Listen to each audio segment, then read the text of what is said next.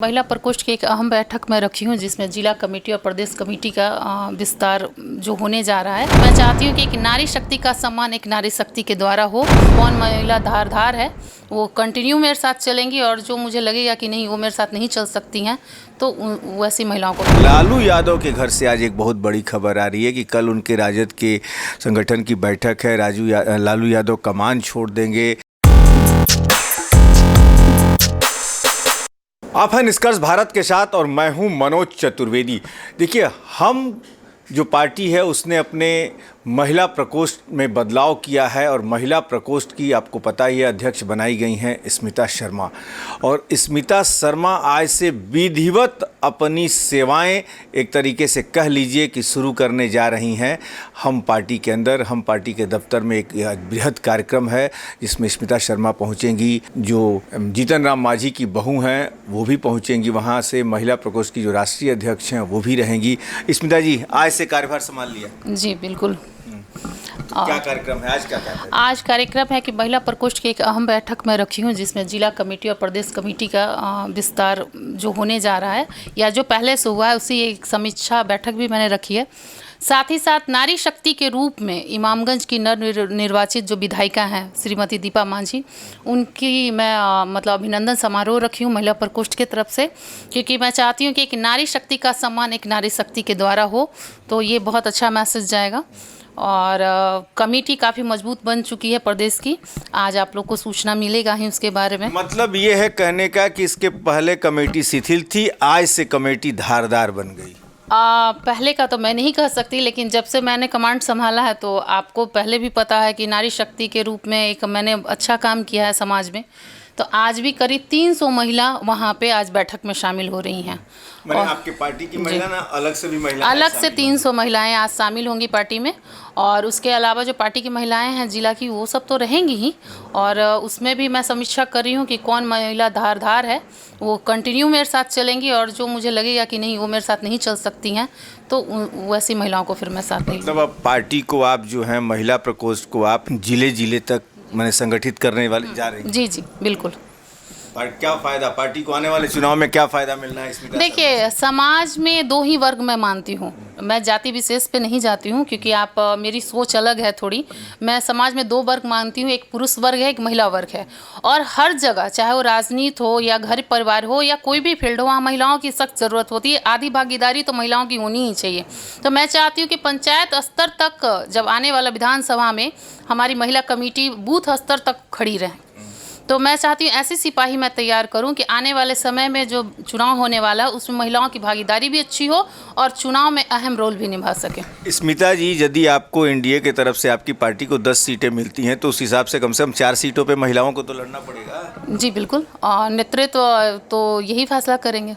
आप कहाँ से लड़ेंगे यदि नेतृत्व देता है टिकट आपको? नहीं, अगर नेतृत्व टिकट देता है तो मेरा क्षेत्र जहानाबाद है और मैं चाहूँगी कि मैं जहानाबाद से ही लड़ूँ। जहानाबाद से जी। एक बात और आ रही है कि जहां आप पार्टी को संगठित करने में महिला प्रकोष्ठ की एज ए नेत्री आप जुड़ी हुई हैं। लालू यादव के घर से आज एक बहुत बड़ी खबर आ रही है कि कल उनके राजद के संगठन की बैठक है। लालू यादव कमान छोड़ देंगे। शायद उनमें प्रदेश अध्यक्ष जगदानंद सिंह को भी हटाया जाएगा। क्या कहना चाहेंगे? क्या उथल पुथल मची है लालू यादव को?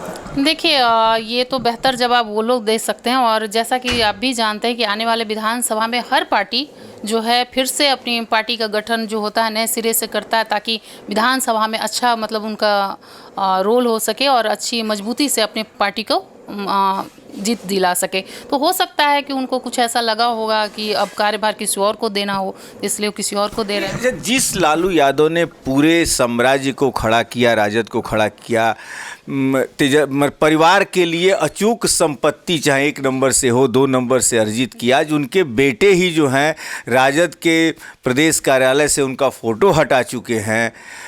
मंगनी लाल मंडल सुनने में आया कि प्रदेश के अध्यक्ष जगता बाबू को हटाया जा रहा है। मीसा भारती, तेज प्रताप एक गुट हो गया है। उधर जो राज्यसभा के मेंबर हैं और तेजस्वी यादव का एक गुट हो गया। मतलब ये उथल पुथल नहीं, कहीं क्या परिवारवाद बिखरने वाला है क्या लालू का? ये तो पहले से उनका नाम फेमस है इसमें कि वो परिवारवाद की राजनीति करते हैं। अब देखिए आने वाले समय में परिवार में भी फूट होना शुरू हो गया है और कहीं कहीं ना कहीं तेजस्वी यादव भी ये चीज़ भूल रहे हैं कि उनकी पहचान भी लालू यादव से ही है, क्योंकि बिहार के कुछ ऐसे नेताएं हैं जो बिहार में, जैसे लालू यादव जी हो गया है, हमारे माननीय मुख्यमंत्री जी हो गया, स्वर्गीय रामविलास पासवान जी हो गया, जीतन राम मांझी जी हो गए, ये नेताओं के बदौलत जो आने वाला जनरेशन वो आगे बढ़ रहा है।